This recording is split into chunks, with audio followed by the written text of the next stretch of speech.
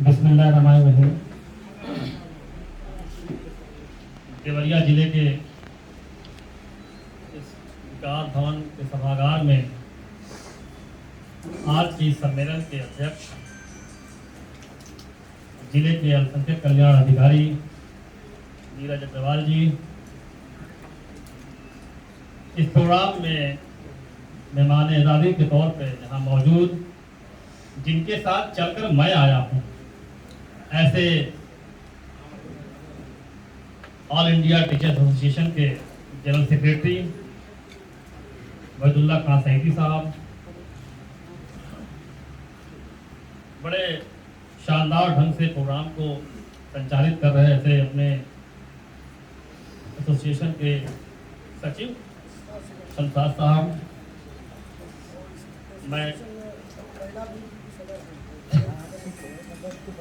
मैं बड़े अदब के साथ नाम लेना चाहूँगा, ऐसे बुद्धू खान मदरसे के प्रधानाचार्य अब्दुल रहीम बरकाती साहब, भटनी से हाफिज जिशान अहमद साहब, नारायणपुर से हाजी वजीर अहमद साहब, रामनगर से आए मोहम्मद सईद अख्तर साहब। मदरसों का नाम भी है लेकिन थोड़ा लंबा हो जाएगा,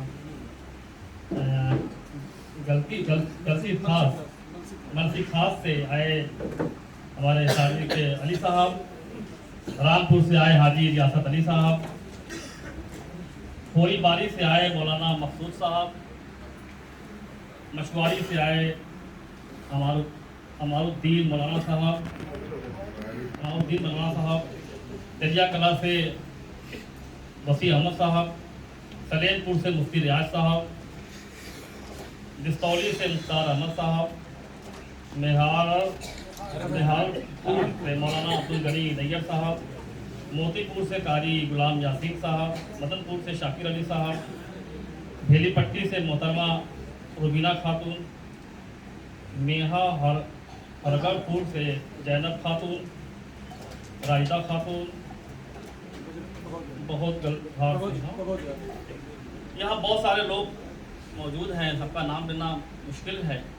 ऐसे सभी लोगों का मैं चेयरमैन की हैसियत से आप सबका इस्तकबाल करता हूँ, और साथ ही पहली बार किसी ज़िले में इस तरह के प्रोग्राम में इतनी बड़ी तादाद में हमारी बहनों को बुलाया गया है।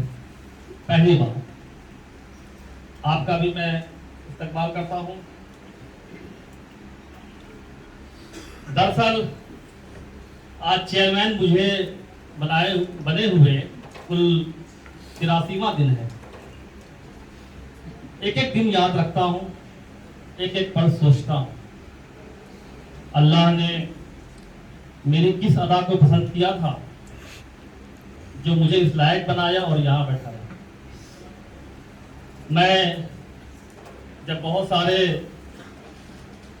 फूल मालों से लबरेज हो जाता हूँ तो निश्चित रूप से मेरे वालिद साहब का सपना मुझे दिखने लगता है। 57 साल पहले उन्होंने शुरू किया था, अपने गांव को छोड़ करके शहर आ गए थे तालीम के लिए। हम लोग रहने वाले गांव के हैं, जिला बनारसी है, अभी जिला कट करके चंदौली हो गया है। वहाँ चकिया से निकल के आए सिर्फ इसलिए कि तालीम की दिक्कत वहाँ थी। बनारस आए, शहर में कोई जानता नहीं था उन्हें, तमाम दुश्वारियां झेली, तमाम तकलीफें उठाई, लेकिन हिम्मत नहीं हारी। आश्रमों में रहे, जगजीवन आश्रम में रहे, किराए के मकानों में रहे, किराए के मकान की मेरी भी पैदाइश है, लेकिन मकसद साफ था। एक एक दिन में रमजान के महीने में 30-30 किलोमीटर साइकिलें चलाते थे, लेकिन मकसद साफ था कि अपने बच्चों को हम तालीम याफ्ता बनाएंगे। अल्लाह ने उनकी नीयत को, उनके इरादों को समझा होगा, और आज बड़े खुशी से कहने में कोई गुरेज नहीं कि हम 4 भाइयों में एक भाई बेंगलोर में बहुत बड़े वैज्ञानिक के रूप में काम कर रहे हैं, एक भाई स्कूल में अध्यापक के रूप में काम कर रहे हैं, एक जियोफिजिक्स में पीएचडी है, एक कॉमर्स में पीएचडी है, छोटा भाई एमएससी करते करते बैंक में मैनेजर हो गया, स्टेट बैंक ऑफ इंडिया में है। मैं बनारस हिंदू यूनिवर्सिटी से स्टैटिस्टिक्स में एमएससी किया और फिर पीएचडी किया। और वालिद साहब के सपनों को पूरा करने के लिए हमने नौकरी नहीं की। ऐसा नहीं है कि नौकरी ढूंढी और नहीं मिली तो नेतागिरी शुरू कर दी, ऐसा नहीं है। मैंने कहीं इंटरव्यू नहीं दिया और मुझे उल्टे ही यूनिवर्सिटी से बुलावा आया और लोगों ने कहा मेरे स्टेट से पीएचडी हुआ, जाओ तुम्हें यहाँ प्रोफेसर बना देते हैं। मैंने कहा नहीं, मुझे नहीं, मुझे समाज में काम करना है। लोगों ने पागल भी कहा मुझे, लेकिन मैंने हिम्मत नहीं हारी और काम करने के लिए परिवार चलाना है, कैसे कल को जीवन का खर्च कैसे चलेगा, हमने भी समाज में रह करके तालीम को ही आगे बढ़ाया और एक स्कूल शुरू किया। आज बहुत पिछड़े, बहुत बैकवर्ड एरिया में नगर निगम के रजिस्टर में से मई बस्ती कहते हैं, वहां हमने जो है रॉयल एकेडमी के नाम से एक इंग्लिश मीडियम स्कूल शुरू किया। 102 बच्चे शुरुआत में आए, आज बढ़ते बढ़ते 300 तक पहुंचे। कोरोना के काल ने बच्चों को घटाकर 18 कर दिया, अभी 81-82 बच्चे पढ़ते हैं। 100 बच्चे तब भी अल्लाह का शुक्रिया, 300 हुए तब भी अल्लाह का शुक्रिया, 18 हुए तब भी अल्लाह का शुक्रिया, 81 हुए तब भी अल्लाह का, हर हाल में अल्लाह का। कहने का यह है कि वालिद साहब ने 57 साल पहले जो तालीम के लिए अपना घर छोड़ा था, हमने तालीम को 18 साल से बजड़ीहा जैसी जगह पे खड़ा किया। आज अल्लाह ने पूरे उत्तर प्रदेश के तालीम को बेहतर बनाने के लिए हमें चेयरमैन बनाया। एक बात बड़े अच्छे मन से आप सब समझ लीजिए, क्योंकि अफवाहें उड़ती रहती हैं। हम उस अकीदे के लोग हैं कि जिंदगी का भरोसा नहीं है, आज है कल नहीं रहेंगे। पद का क्या भरोसा, हम पद को भी टेम्पोररी मानते हैं और जिंदगी को भी टेम्पोररी मानते हैं, हम आखिरत को परमानेंट मानते हैं। इसलिए लेकिन इतना याद रखिए कि आपके बीच का निकला हुआ कोई पैराशूट से उतरा हुआ नहीं हूं मैं। मेरे पास सिर्फ 2 चीजें हैं। एक, माँ बाप ने अच्छी परवरिश दी, मुझे तालीम याफ्ता बनाया, मुझे एजुकेशन दिलाया, तकलीफें सही लेकिन हमें पढ़ाया। दूसरा, अल्लाह ने हज कमेटी ऑफ इंडिया के मेंबर के रूप में हाजियों की खिदमत करने का मौका दिया। अल्लाह के मेहमानों की खिदमत करते करते इतना मशगूल हो गया कि उन हाजियों की दुआएं लगी, आप सबकी दुआएं लगी और अल्लाह ने घर बैठे, मैं घर में था, मैं कभी मेरे सियासत के सिस्टम में पता करिएगा, मैं कहीं पैरवी नहीं करता, मेरी पैरवी सिर्फ अल्लाह के यहाँ है। मैं अपनी इबादत में मशगूल था, मुख्यमंत्री ट्वीट करते हैं कि आपको मदरसा बोर्ड का चेयरमैन बनाया जाता है। अल्लाह काम लेने वाला है, वो जिससे लेना चाहेगा वो ले लेगा। इसलिए मैं जितने दिन भी रहूंगा मुझे कोई परवाह नहीं, क्योंकि मैं पैसे दे के नहीं बना हूं। मैं चेयरमैन अपनी काबिलियत से, अपने नियत से, अल्लाह की मर्जी से बना हूं, इससे कोई परवाह नहीं है। लेकिन जितने दिन रहूंगा आप सबकी दुआएं चाहिए, चैन से नहीं बैठूंगा। मेरा भी परिवार है, मेरे भी बच्चे हैं, 2 बेटे हैं मेरे। मैं 22 तारीख से लगातार चल रहा हूँ, आज 12 तारीख है। बीच में 2 मरतबे घर गया हूँ। छोटा बेटा 10 साल का है, बोलता है कि कोरोना तो लंबा चलना चाहिए ताकि अब्बा घर में रहो। मैं ही परिवार छोड़ के चलता हूँ, क्योंकि मैंने 19 साल पहले समाज के लिए नौकरी नहीं की, मैं आपके बीच में काम करना चाहता था। मैं पॉलिटिशियन हूं, ये सच है। परिवार का ही फोन आ गया। ये सच है, मैं एक पॉलिटिशियन हूं, मैं पॉलिटिक्स से आया हूं, लेकिन यकीन मानिए आपका चेयरमैन एकेडमिशियन भी है। वो केवल पॉलिटिक्स में दिल्ली में करता हूं, लेकिन खिदमत आपके बीच में करूंगा और मैं एक भी दिन बैठा नहीं हूं अभी तक। मुझे हज की चीजें नहीं पता थी, मैंने पूछा, समझा, मशवरा लिया, काम किया और बेहतरीन काम किया। अल्लाह ने इनाम भी दिया, आज चेयरमैन हूं। आप बोर्ड की मीटिंग के बारे में आप सब जानते होंगे, बोर्ड की मीटिंग होती होगी। क्या आपने सुना है कभी कि बोर्ड की मीटिंग लगातार 4 घंटे चली हो? 8 तारीख की मीटिंग 4 घंटे लगातार बोर्ड की चली थी। कई अधिकारी और कई लोग दोनों पैसेंजर करने गए थे। 20 मसाइल पे हमने बात किया, 20 मसाइल के आसपास। हम फील्ड में काम कर रहे हैं। आपने जितनी बातें बताई उसमें से मैक्सिमम मुझे पता है। और कभी कभी थोड़ा लगता है, हिम्मत टूटने लगती है कि अरे 83 दिन है और 83 गुना समस्याएं हैं, कैसे होगा। लेकिन फिर वाली साहब की हिम्मत काम आती है। हिम्मतें मर्दा मर्दे खुदा। हम हिम्मत करेंगे, आप हमारा साथ दीजिए, हमें बताइए। हम बेहतर करना चाहते हैं।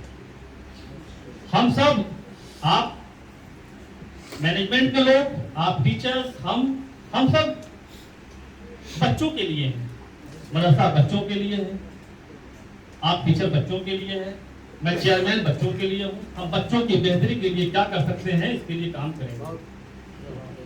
इतने दिनों में हमने महसूस किया है कि मदरसे हमारे पुरखों की अमानत है, निशानी है। अल्लाह के नबी के जमाने से मदरसे कंसेप्ट है। तमाम मसलों पे, तमाम जगहों पे, तमाम अवसरों पे मदरसे ने बड़े खुल करके आज़ादी की लड़ाई कर रहा हो, तमाम मौकों पर मदरसे ने एक मजबूती के साथ समाज का साथ दिया है। कहने की जरूरत नहीं है, कुछ लोगों की वजह से थोड़ी बदनामी भी आती है कभी कभी, लेकिन हम तो उस पहलू को बताएंगे समाज को कि भाई मदरसे से निकले हुए APJ अब्दुल कलाम तो देश के राष्ट्रपति बनते हैं, तमाम वैज्ञानिक बनते हैं, तमाम IAS PCS बनते हैं, तमाम बैंकों में लोग हैं। हम तो लिस्ट बनवा रहे हैं। DMO साहब आप भी एक लिस्ट बना के हमको दीजिए। मदरसों से निकले हुए लोग अगर धार्मिक सिस्टम में नाम रोशन कर रहे हैं तो समाज के अंदर कहां कहां के पदों पे हैं, उनको सम्मानित करके समाज को मायना दिखाने का काम करेंगे। देखो मदरसे से निकले हुए लोग तो शुरू से भी काम कर रहे हैं। मदरसों को चलाने वाले मैनेजर, प्रबंध समिति के लोग बधाई के पात्र हैं। उन लोगों ने इतनी बड़े सिस्टम को समाज के चंदों से, समाज के पैसे से खड़ा किया।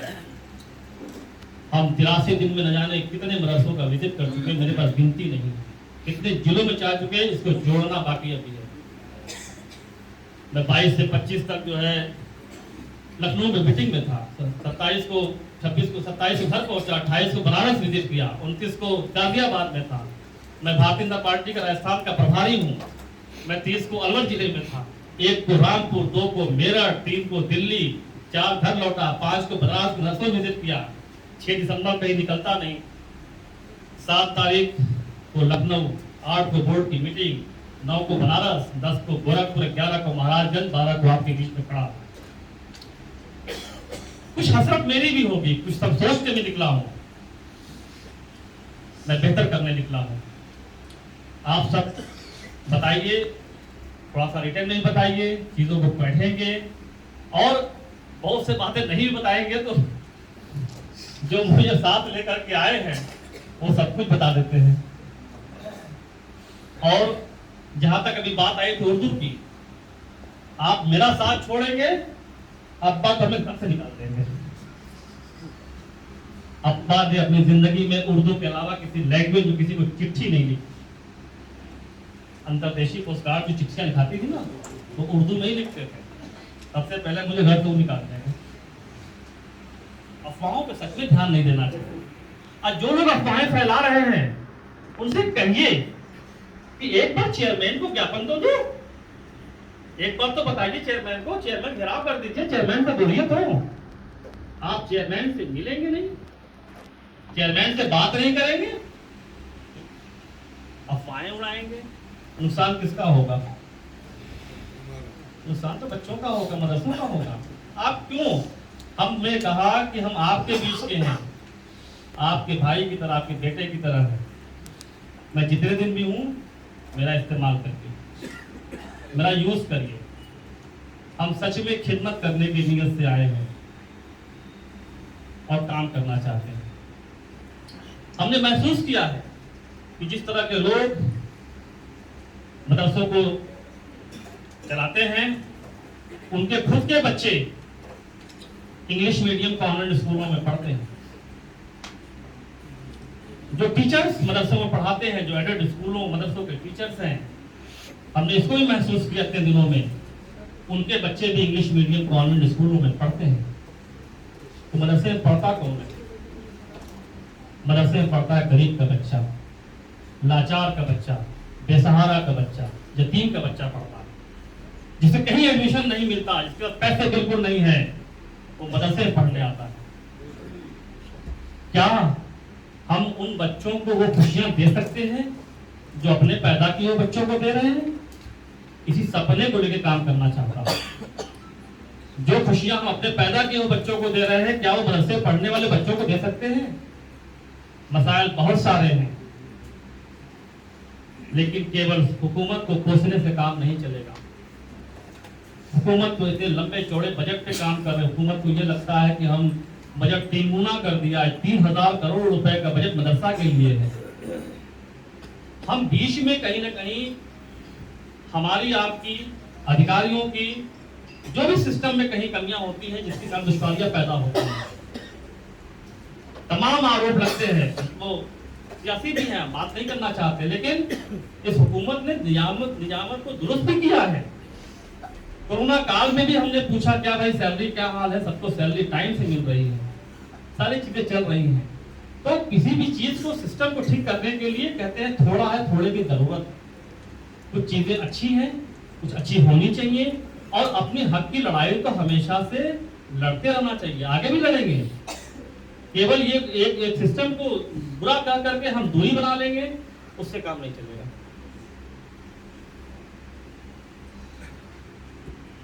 हमने मीटिंग में तमाम सुधार के लिए काम किए हैं। 12 एजेंडा लिख के आया था, 7-8 एजेंडा मैंने अपने से लगाया, कोई 20 एजेंडे पे काम हुए, और पासपोर्ट से लेकर के मार्कशीट की चीज़ों पे जल्द ही एक बेहतर नतीजा सामने आएगा। हमने IT सेल बनाने के लिए बोल दिया कि IT सेल बनाइए और ऑनलाइन सिस्टम डेवलप करिए। इसकी फाइल तैयार है, शासन को जानी है।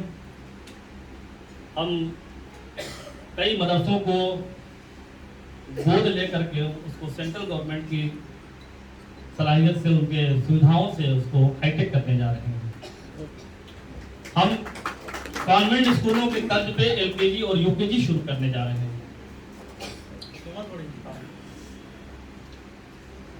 बहुत सारी एक लंबी लिस्ट है, अभी सब समय कम है, पैकेट भी आ चुका है।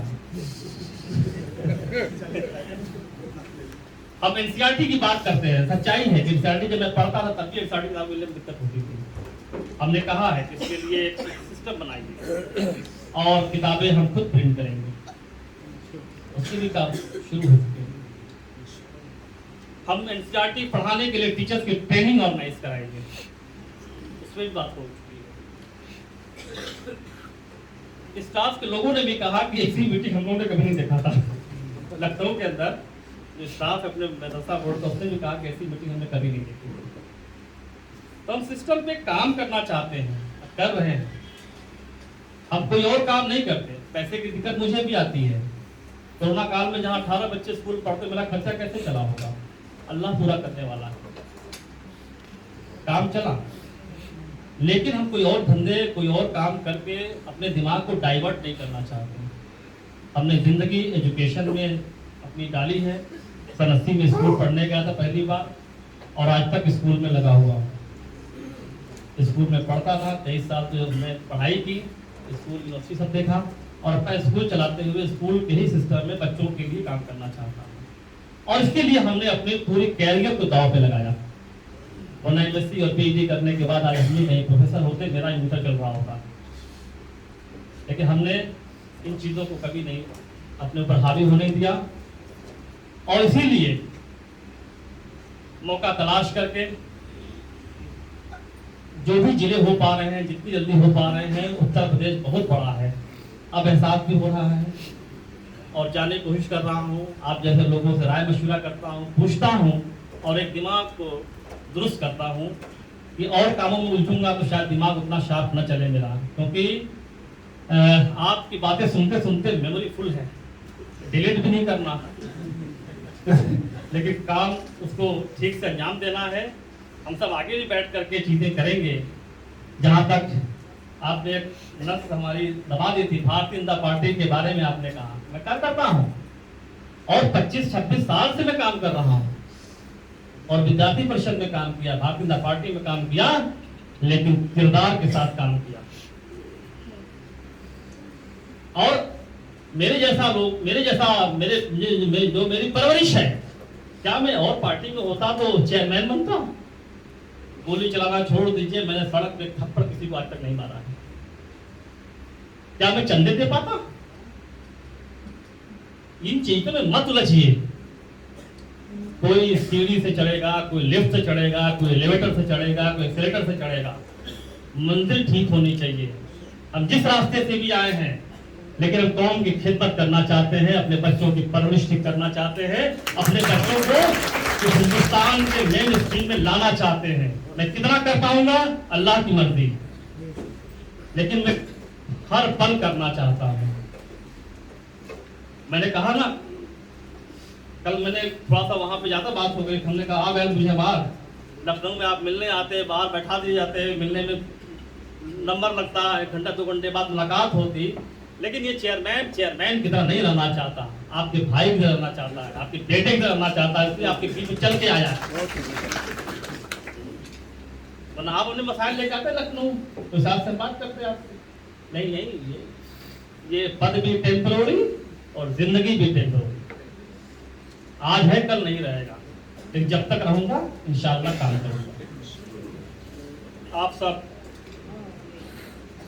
एक सुझाव और एक गुजारिश के बाद अपनी बात खत्म कर दूंगा।